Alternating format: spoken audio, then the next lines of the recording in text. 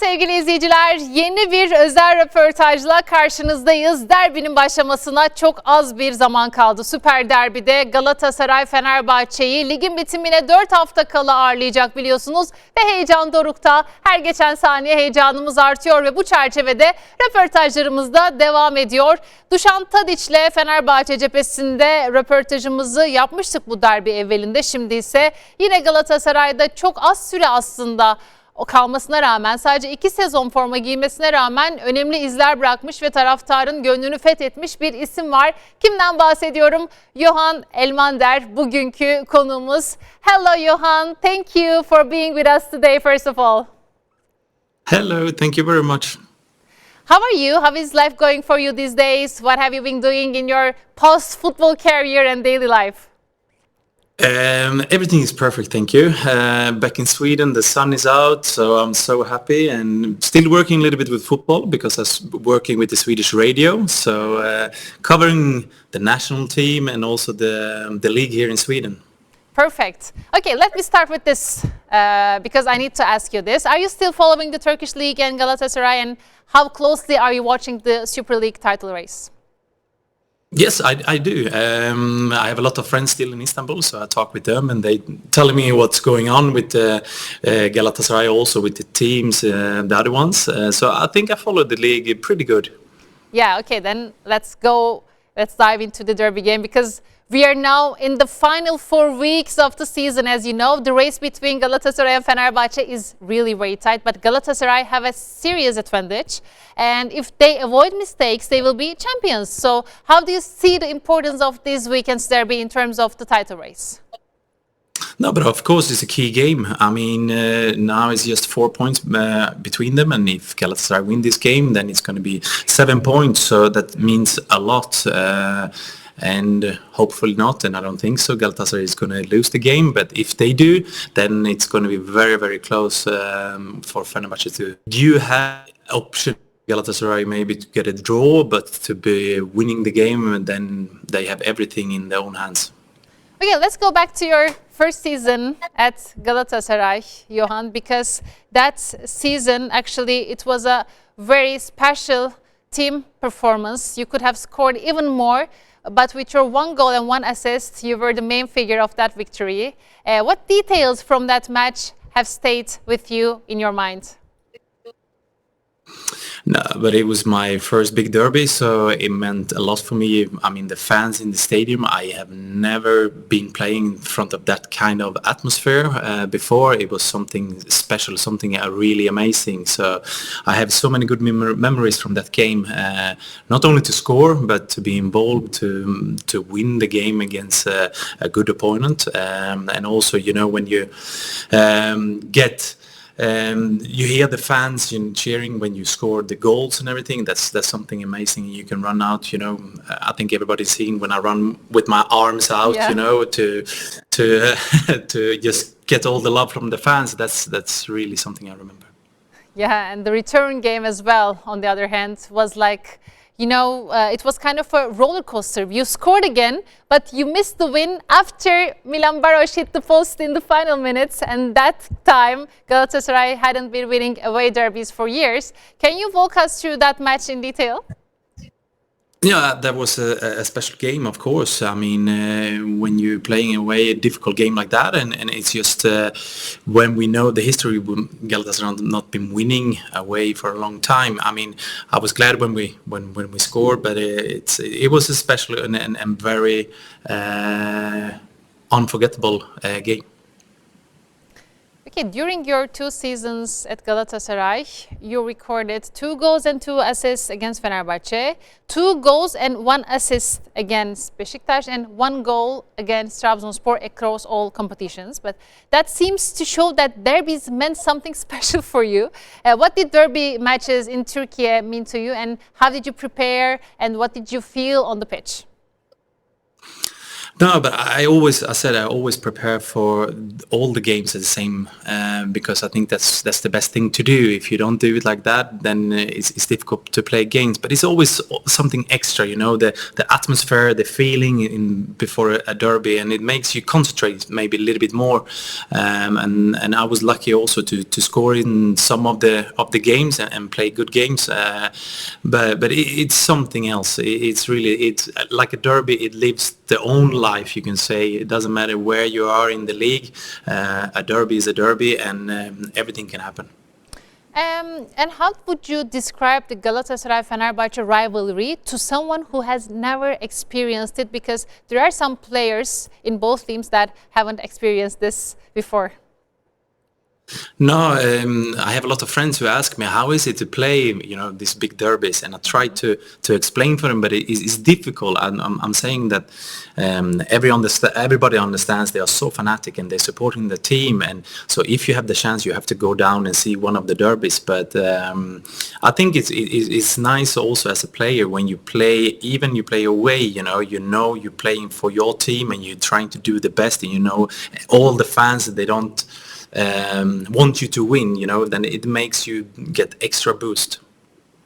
In recent years, actually, many world-class strikers have played for Galatasaray, and this tradition seems to be one of the main reasons behind their success and titles. And without listing names, as someone who was part of that culture and also observing the team from the outside, what are your thoughts on this?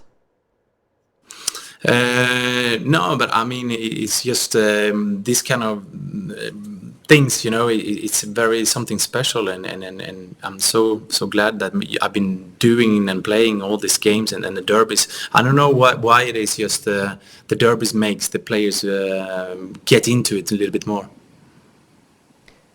And let me ask you about Okan Buruk, because Okan Buruk has won the title 3 seasons in a row with Galatasaray and now is in a strong position for the 4th. So how do you evaluate him as a manager? What are your thoughts on him? Fantastic. I mean, he's a good coach, but also a good person. I met him a couple of times, and he's always very friendly. And it's difficult also when you're not in the dressing room to see what kind of tactic and things he's doing. But I've been seeing some practice. The way he's acting when he's on the pitch, he has a good charisma. So I understand why he's been winning so many titles and everything, because he's making the team much better, and he can see the game and he can read the game, and during the game he can change the tactics and everything. So no, but he's doing very good for the club. If I'm not mistaken, you played for 9 different clubs during your career, and among them, what makes Galatasaray stand out as different for you? Oh, I mean, all the teams that I played for, I've been having a great time, but it was something special in Turkey and in Galatasaray also, because not only that we were winning when I was there, it was everything, the passion from the fans. I mean, the culture, the food, the sun, everything was really special. And Galatasaray, I think that's the team is closer to my heart. It was something special because we had a good group, we had a good team, but also we had Mr. Fatih Terim, who was the coach, who almost become like an uncle for me. So he's also one big reason that I like Galatasaray and Turkey so much. Are you still in touch with Fatih Terim? Yes, we talk sometimes. So yes. Okay. And what percentage chance would you give Galatasaray of winning the title? Sorry, one more time. I didn't hear you say. What percentage would you give Galatasaray for winning the title? It looks very good, but I mean, you have to do the work all the way in. Even if they win against Fenerbahçe in this game, then it's difficult with the process and everything. I mean, maybe I give them 65, 70. Depends on the game when they're playing, but they have everything in their own hands. So now they have to just make the finish of the season, and I'm for sure glad I'm going to see them when they're racing the trophy. I think now, I mean, in this kind of moments, the mentality and the psychology just gets on the driver's seat, right? How would you evaluate this? Yeah, but I know because I've been playing for so many different clubs, and I've been in this situation. You know, you are in the front and everybody's chasing you, so it's really difficult to keep that. You know, because it's always easier to come from behind in shades instead of being the champion, to be the one who's up on the top. You know, so but I'm for sure 100% that the Galatasaray players, they're going to do a great job, and they are also focused and they know what they have to do in the derby game. So I'm not afraid that they don't know what to do. And what do you think about Galatasaray's squad this season, and which player has impressed you the most? I have to say that I like the whole squad. I like the way they are playing. I watched them most of the times in the Champions League. I've been seeing them, but I've seen some games also in the stadium and home. But I don't really have one player that I put up there. I think it's a good team, a good performance. They are good together, you know. But everything from, you have so many different good players. Okay, let's ask you this way then. Who do you think, or what do you think will be the key that decide the outcome of the derby?